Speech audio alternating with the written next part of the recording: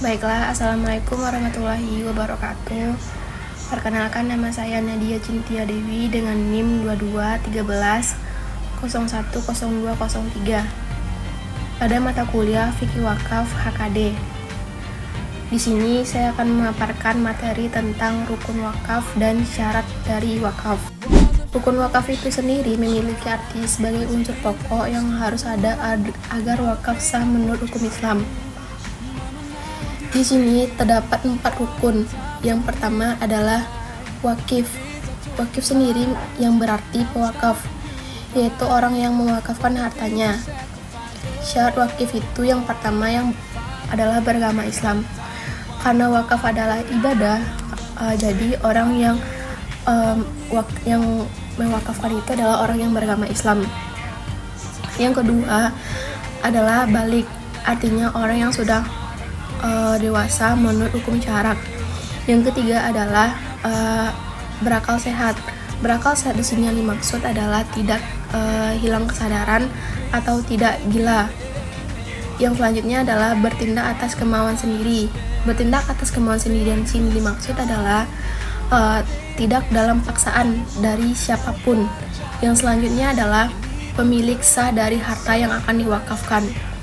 Yang selanjutnya itu cakap hukum. Cakap hukum yaitu orang yang mampu melakukan perbuatan hukum. Di sini terdapat landasan hukum pada Quran surah Al-Baqarah ayat 267. Yang syarat yang kedua adalah mauquf. Mauquf itu adalah harta yang diwakafkan, yaitu benda atau harta yang menjadi objek wakaf. Untuk syarat dari mauquf sendiri, yang pertama adalah milik penuh dari si wakif. Yang kedua adalah dapat dimanfaatkan tanpa menghabiskan fisiknya, seperti tanah, bangunan, dan kendaraan. Selanjutnya adalah bernilai kekal. Bernilai kekal di sini yang dimaksud adalah tidak habis jika sekali dipakai, seperti makanan atau uang jika tidak dikelola secara produktif. Selanjutnya adalah jelas spesifiknya. Jelas spesifiknya di sini adalah jelas bentuk jenisnya, jelas bentuk jumlahnya, dan jelas lokasinya. Contohnya, tanah wakaf untuk masjid dan rumah untuk panti asuhan. Dalam hukum positif Indonesia, Undang-Undang Nomor 41 Tahun 2004, yang bisa diwakafkan adalah harta yang bergerak dan harta yang tidak bergerak. Contohnya seperti kendaraan, tanah, bangunan, uang, dan logam mulia. Rukun yang ketiga yaitu adalah mauquf alaih.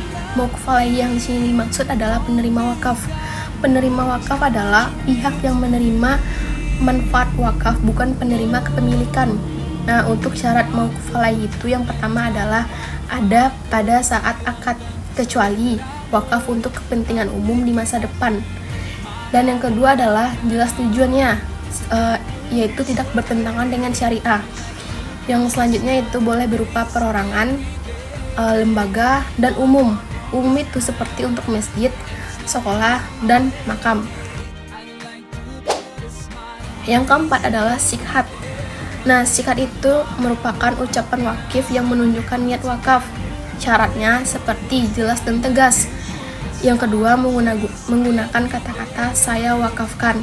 Yang selanjutnya tidak boleh menggunakan atau tergantungan pada syarat yang belum tentu terjadi, misalnya kalau saya kaya nanti. Dan yang selanjutnya boleh secara lisan dan boleh juga secara tulisan, dan dalam praktik modern dilakukan melalui ikrar wakaf. Nah, yang selanjutnya adalah syarat wakaf. Syarat wakaf yaitu terbagi menjadi 2, syarat umum dan syarat khusus.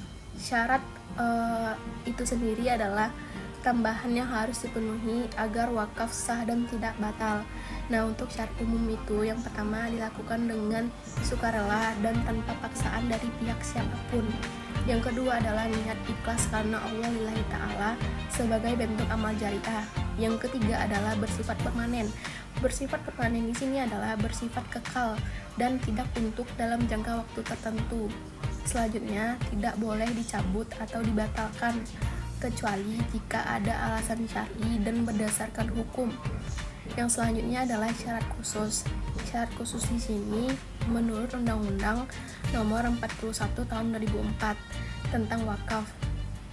Yang dimaksud yang pertama yaitu dilakukan oleh wakif yang cakap hukum. Yang kedua yaitu harta benda wakaf harus halal dan tidak sedang dalam sengketa. Yang ketiga dituangkan dalam akta ikrar wakaf atau AIW di hadapan PPAIW. Dan yang selanjutnya adalah harus ditunjukkan untuk tujuan syar'i dan tidak bertentangan dengan hukum.